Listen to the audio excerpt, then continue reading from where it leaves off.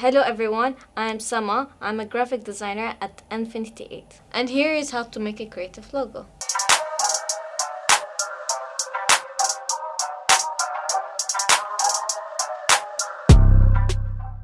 Creative logo is the main element to represent your brand. Imagine your logo on your product. Use your negative space to keep your logo design clean. Not to that extent, a bit lower.